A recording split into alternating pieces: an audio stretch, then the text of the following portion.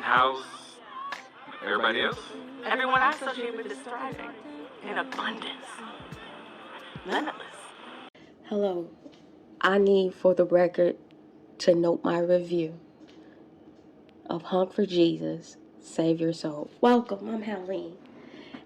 And Honk for Jesus, Save Your Soul is a 1 hour and 42-minute feature-length film that is the extension of a 2018 15-minute short film. And according to IMDb.com, the last time I checked, because they've been perpetually updating the summary, in the aftermath of a huge scandal, Trinity Childs, the first lady of a prominent Southern Baptist megachurch, attempts to help her husband, Lee Curtis Childs, rebuild their congregation. Now, from the outset of the film, you realize the exhibition of whatever was going to be the narrative was going to be a cartoonish portrayal for cheap laughs, and I was here for it at first. And initially, I was willing to suspend my personal experience and knowledge of the black church culture to be entertained by a narrative that just so happened to be about a pastor and a first lady. The thing that disrupts my attempt to view this film as a generic story was its self-proclaimed position of being of the lineage and denomination of the apostolic and Baptist black faith, plus the extreme buffoonery. Anyway, the admission of the characters in the movie and the IMDb summary made it impossible to ignore how much this movie was unaware and ignorant. It openly attaches itself to a peculiar tradition and culture without understanding what it professed as shown through what was written and what wasn't written. This movie is unadulterated minstrelsy, blackface without the need to burn one quart, but the ability to animate the imagery without the illicit charcoal smeared upon the performer's countenance. The direction of the film in every aspect upends any point or message that the story was trying to make, if it was trying to make one. As a woman who grew up in the tradition of the black church, I don't have a problem with a valid, knowledgeably critical, and cleverly honest examination of the black church. The one good idea that came from this movie was the concept of a mockumentary-style comedy that pokes fun at the authentic black church, but it fell short by being ignorant to affirm a specific denomination that the writers knew absolutely nothing about, thus mocking some generic thing they made up, the writers, in their mind, and not the specific institution that they address as the tradition of the fictional church. It would have been okay. But its specificity negates the real thing to superimpose some randomly imagined thing that does not exist in the black church, at least in the way that this movie demonstrates. The story, I will be calling the characters by the actors' names who chose to play in this movie without discretion. The story begins with scenes of Sterling K. Brown poorly preaching to a packed-out megachurch, I guess as evidence of the success he once had in the Baptist church. We get the inkling that the pastor, the couple, are in some sort of trouble when we see Sterling K. Brown tell Regina Hall that he had a big idea to help them recover after their alluded to scandal. He informs her that he hired a documenter to follow them around during their comeback journey. As they sit at a breakfast table in their extraordinarily large mansion, then the crew arrives. The documenters follow Sterling and Regina as they plot to make a comeback by relaunching their church on Easter Sunday. However, their rival co-pastors Sumters are opening their church on the same day, which is supposedly in direct competition with Regina and them. So Regina and them goes to Nicole Bahari and them and asks or tells them not to open their church on Easter, to which Nicole Bahari and them declines. Side note, every church is doing big things on Easter Sunday. All the kids got their new Easter clothes to show off. You are competing with the baby's Easter speeches and solos. Easter is a pageant for all Negro churches, but the plot hinges its turning point on this, which furthers this cartoonish perspective. Regina Hall, Sterling K. Brown goes to the curb in front of their church in their Sunday's best and hold signs saying "Honk for Jesus" while Sterling obnoxiously speaks in a bullhorn. In an attempt to up their efforts, Sterling changes the reopening to the earlier week before Easter, while Regina Hall pulls out a random statue of a black Santa Jesus to the curb where she solicits more hunks. During their demonstration to entice members back to their congregation through honking, I guess, Sterling suggests to Regina to put her ego aside and turn it up a notch. Then they cut to Regina Hall in her Sunday's best, including the hat, her face painted as a mime while doing unchoreographed routines to Marvin Sapp's Never Would Have Made It on an old boombox. It is during this time that a random car stops in front of them and causes other cars to honk. A young man emerges from the stopped car to confront Sterling. We discover through the course of the movie that the scandal must have been that Sterling K. Brown was exchanging gifts and favors for inappropriate relationships with men. The young men confronted Sterling and claimed he was taken advantage of, and the position Regina and them was in at the moment solidified that they were some goofies to him. Regina runs off in embarrassment, but not for taking this role though, and is confronted by the documenter, to which she, I guess, defends herself. Girl, I don't know, I checked out. The Sunday before Easter arrives and Regina and them reopen a church. The 5 faithful members come out. Regina and them wait for more.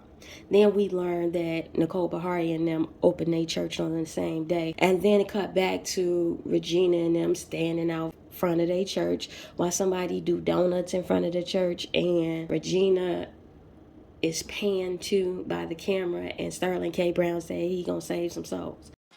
Now the acting was, well, it seemed that everyone made a choice, and they chose to act as if they were people a part of a church that just so happened to be black, as opposed to acting like black church folks, which would have been fine if the movie did not declare that the heritage of the particular Regina and Sterling character was apostolic and Baptist.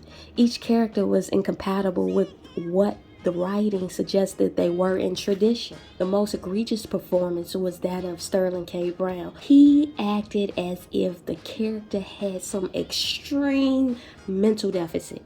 He was hyperbolically clownish with his catchphrase, "Showtime."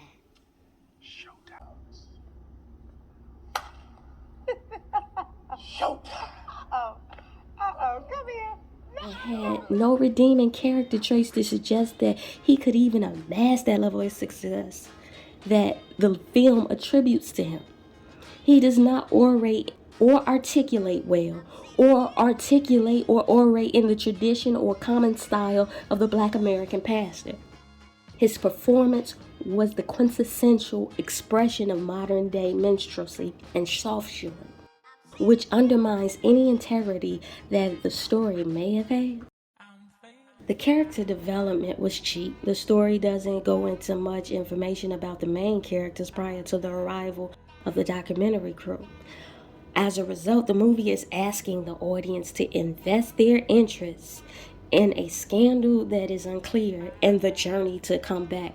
But I just couldn't care either way. The characters' traits were inconsistent with the behaviors of the success assigned to them before the scandal. The buffoonish character of Sterling is shown to have had a congregation of thousands. We started out small, but just grew like weeds. Didn't it, huh? Sure did. And before long, we had all this. That's all through the blessings of the Lord, though. 26,000 members every single Sunday. It was a sight to see. And an extravagant palatial home that was afforded through his ministry. However, when we are shown his preaching ability before and after the revelation of the scandals, his sermons are pedestrian at best, not good enough to get thousands of people to come to church consistently, especially competing against NFL Sunday. And no evidence that there was some other activities such as charitable activities, expertise in anything, a swag, etc. to offset his deficit in the pulpit. He was just materialistic clown. only that, it's just something about a pastor in product. It gives you chills. Well, I have been blessed with some beautiful Use brides. jazz hands with the expertise of Al Joseph. I make it a point to draw attention to the quality of the preaching because the film makes the point to draw attention to the quality of his preaching by filming full sermons in multiple scenes, plus referring to his old poorly written sermon on homosexuality to expose his hypocrisy. I usually would chalk up sermons and films and movies as just filler or exposition, but they drew my attention to it. Regina Hall's character was made to be a long-suffering wife who gon' stick beside him so she can get back to quote-unquote the stage. Regina Hall is stuck lending her talents to bring to life a boring character with no real value, but to be humiliated for the sake of a mentally challenged husband that has access to a pulpit. The plot was stupid and unfunny. After watching this movie, I was immediately struck by the gross unawareness that the narrative has in trying to write about a very peculiar culture in the United States. It's arrogantly generic story written in a self-proclaimed Southern Baptist denomination is weird, in that in American Christian tradition, the Southern Baptist denomination is associated with the white American Baptists, specifically the Southern Baptist Convention. The Ku Klux Klan has itself had favorable dealings with the particular denomination that this film is putting this black church under. In the present day, the Southern Baptist Convention still has issue with black clergy in their institutions. Southern Baptist flagship institution, Southern Baptist Theological Seminary, were all slave owners. And in 1861, the organization drafted a resolution that aligned its churches with the Confederacy. In 2018, Southern Baptist released a report on the role racism and support of slavery played in its origins. The report read in part, the seminary facility supported the righteousness of slaveholding and opposed efforts to limit the point would have been left unaddressed by me and chalked up to a citation of the region in which the black pastor and congregation practiced their Baptist faith. If it were not for the capitalization of the S and B in Southern Baptist on IMDb summary as published September 2022, the 8th, thus denoting the proper name of an organized body that governs the church in the film. The association or membership of the predominantly black church with a black clergy in the Southern Baptist Convention further informs me that the writers mustn't be of the culture, tradition, and institution of the authentic black church.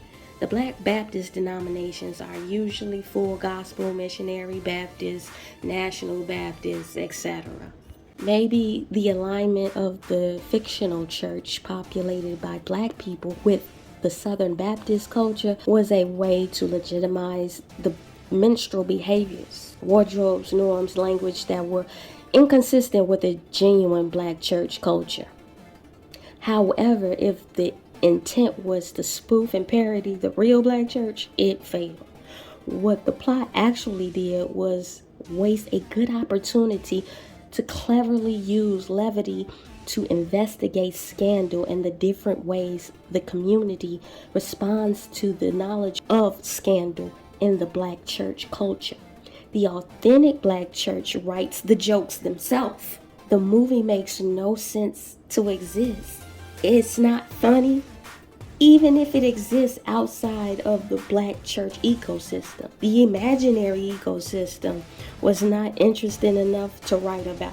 What the film does is exploits the iconography of the black church in out of context exhibition. It was if I wrote a movie and claimed that it was in Spanish. And in fact, the movie was written in English, sprinkled with catchphrases that I learned through popular culture like hasta la vista, baby, hi caramba, or Adios, amigos.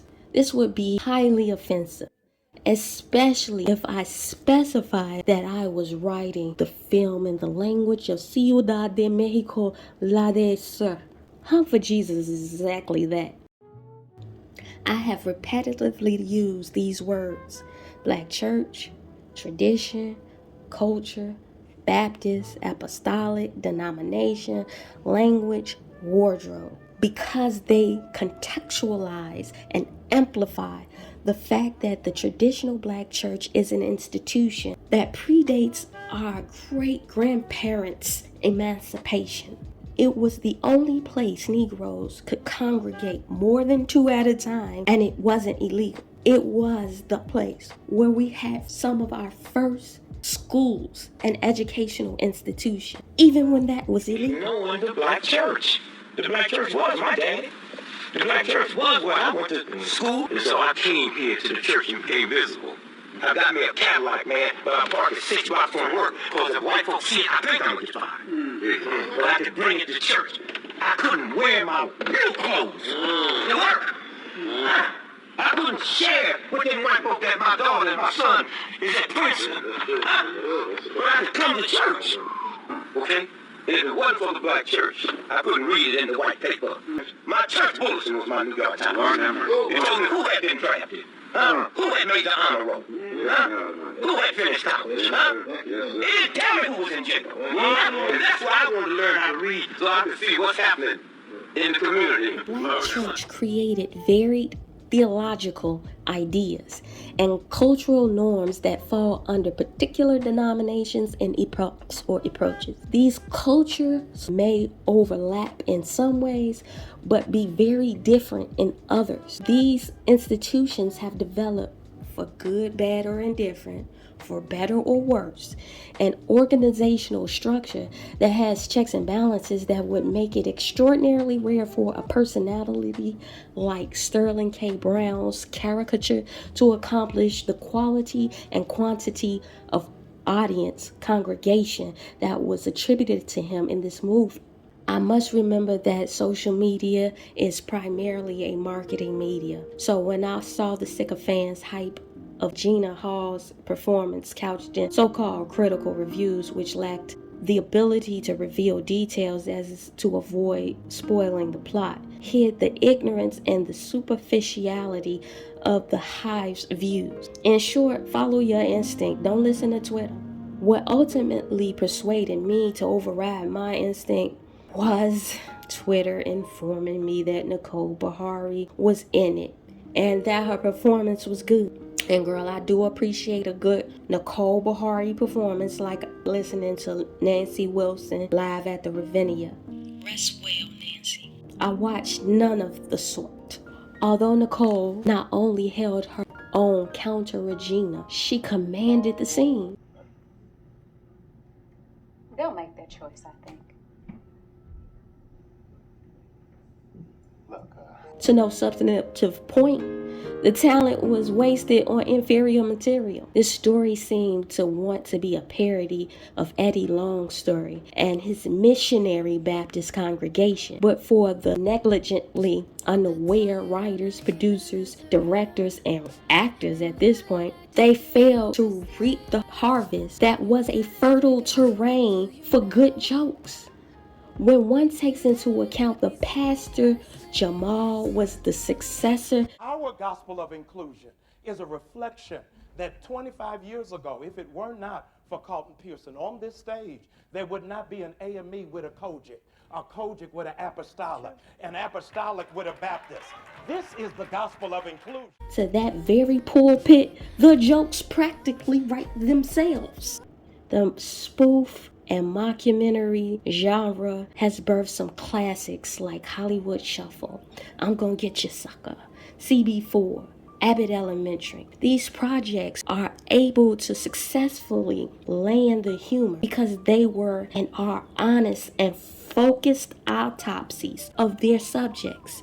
They examine the empirical constructs before them and leave no skirt unlifted. They reveal the shame, the stupidity, and ridiculousness of their subject matters and affect real comedy through truth. This Honk for Jesus, Save Your Soul did not. And it deteriorated the possibility of a funny examination of the Black American church. So I give this movie an F minus. Let me dial it back. I give this movie an F. Acting of Regina and Nicole kind of bounces it out of F minus mode. But that is my perspective and review into the ethos. Tell the future I said so.